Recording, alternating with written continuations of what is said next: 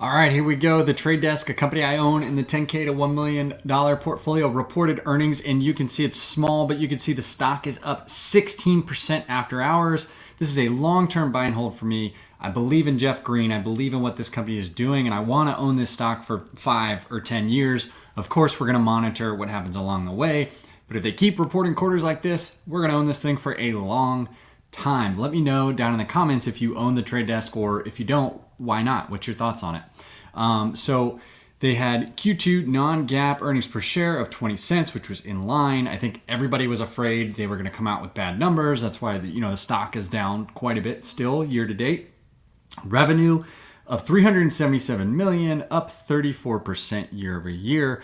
They beat by 11.8 million. Again, I think people were probably afraid they were going to miss because of all of this recessionary fear, inflation fear, and how bad a lot of the other advertising companies have done.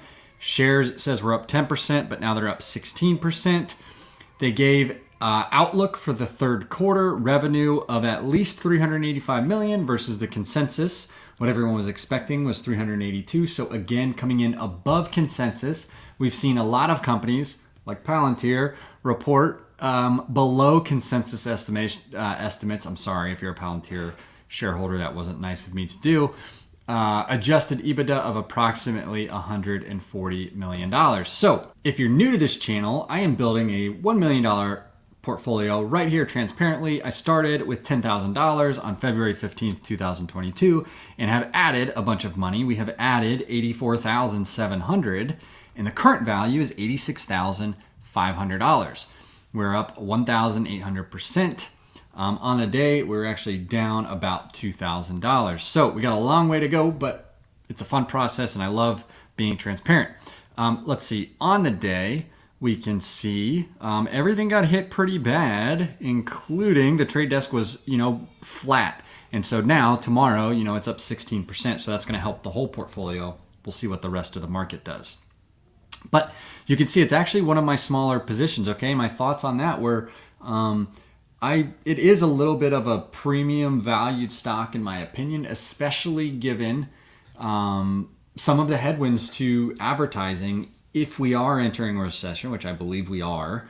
I just wasn't in a rush to build a huge position in the Trade Desk. I still have $6,000, but you notice, it's smaller than Snowflake. That's been a decent approach. The Trade Desk is up about 18% for me versus some of these other ones, up 58, up 11, up 21, up 39. So, it's about middle of the pack. Not a bad performer, 18%, not complaining about that. But looking back, sure, I could have had a larger position and now I'd be up even more tomorrow or whatever. But hey, I'm not in a rush here. I have my strategy, I have my approach, and I'm happy to own a little bit less of a stock than I would want to and have the stock up 16% than be overexposed, have it drop 20 or 30, and then not be in a spot where I can add more. So totally fine with that as an outcome, and congrats to all of the Trade Desk longs out there. So let's look at the company's report.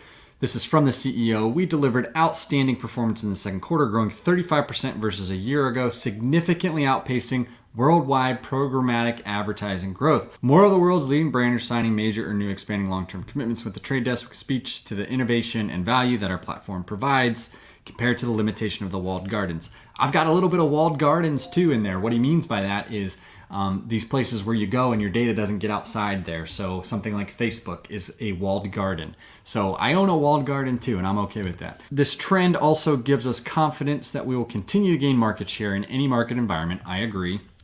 That's why I want to own the Trade Desk too. At the same time, we continue to invest to drive future growth in key areas such as identity, connected TV, retail media, and supply chain optimization.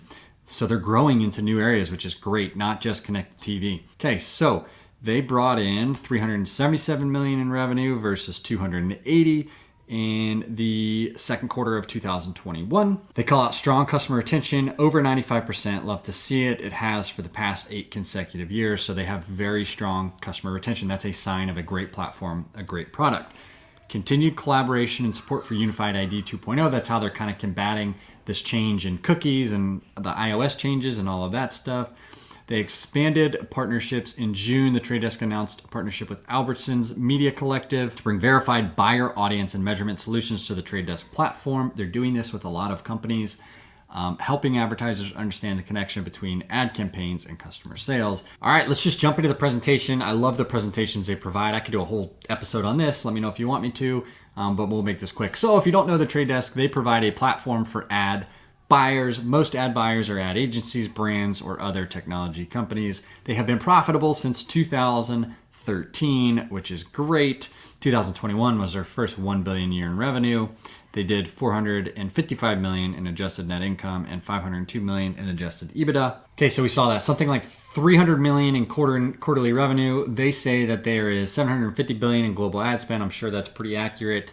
230 billion of that is linear television and 50 billion of that is display. And so if they could take any percentage of that market share, they still have a ton of room to grow. Management calls out significant growth drivers here. Connected TV, the convergence of the internet and television. The future of TV is ad funded. We've seen Netflix come out and even start talking about doing ad funded. The cost of no ads is too great for most consumers. The Netflix model is proving that. They're starting to hit a cap in total subscribers, so they need to offer more pricing tiers, lower pricing tiers. You do that by offering ads.